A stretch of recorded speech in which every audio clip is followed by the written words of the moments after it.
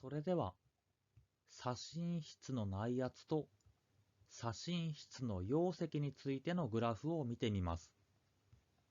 圧容量曲線なんて言われますが、高校生はその名称は覚えなくて結構です。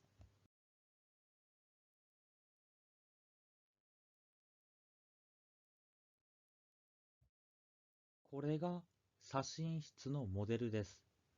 こことここに2つのキャップを持つ少し変なペットボトルを左心室のモデルとして考えます。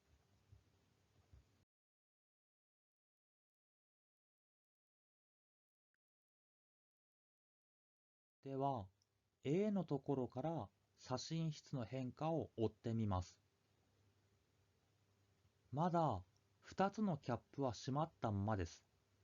2つのキャップは閉まったまま、心室が収縮して、左心室の内圧がぐーっと上昇します。これ、キャップが閉まったままで、中には液体が詰まっていますから、液体がパンパンに詰まったペットボトルをいくらギュッて握っても、ほとんど体積は変わらない。そのペットボトルは潰れないですよね。液体は気体と違って圧力がかかっても体積変化がほとんどしません。なので、左心室の容積はほとんど一定です。そのまま左心室の内圧がぐーっと上昇していきます。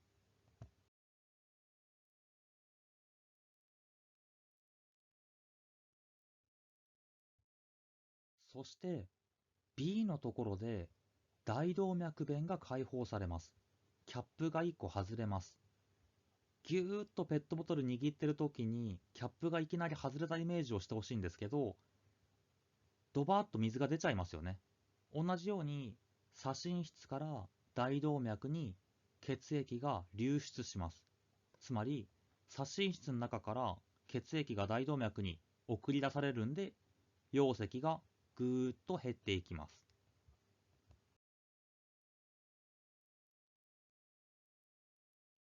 どれだけ容積が減ったかっていうと、ここからここまで減ったので、この分が送り出された血液の量になるわけです。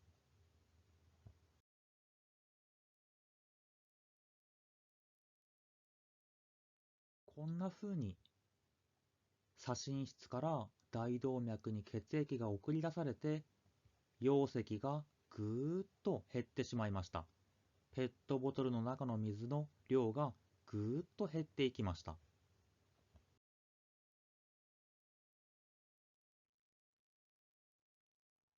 そして大動脈弁が閉鎖します。この C のところで大動脈弁が閉鎖します。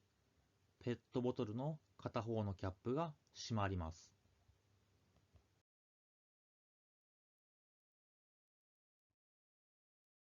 続いて2つのキャップが閉まったまま、今度は左心室の内圧がぐーっと減っていきます。さっきとは逆に左心室が弛緩することで内圧がぐーっと減ります。だけどさっきと同じように中には液体が詰まってますから、気体と違って体積変化はほとんどありません。ほとんど体積変化しないまま、左心室容積は一定のまま、内圧だけがぐーっと下がります。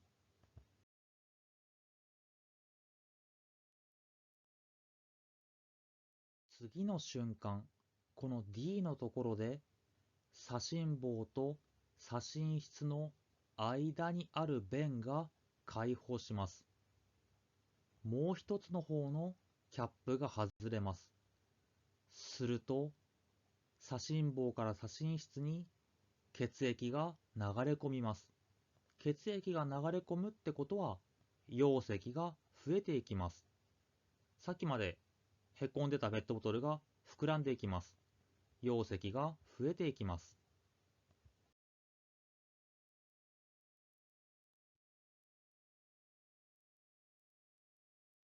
そして、初めの A にまた戻るわけですね。このように、ぐるぐるぐるぐる、左心室は変化を繰り返しているんですね。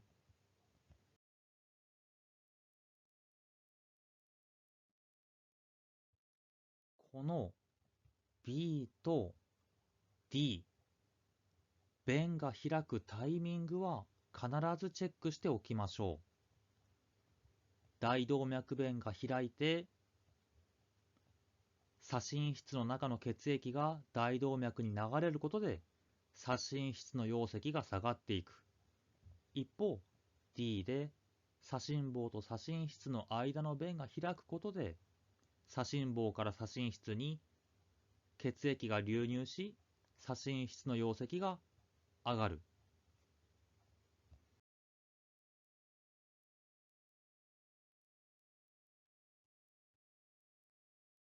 また、2つのキャップが閉まっていれば、つまり2種類の弁が閉じていれば、心筋が収縮しようが弛緩しようが、体積はほぼ変わらないことに注意しましょう。水が満帆に詰まったペットボトルを手でギュッて押しても、キャップが閉まっていれば、そのペットボトルはへこみませんよね。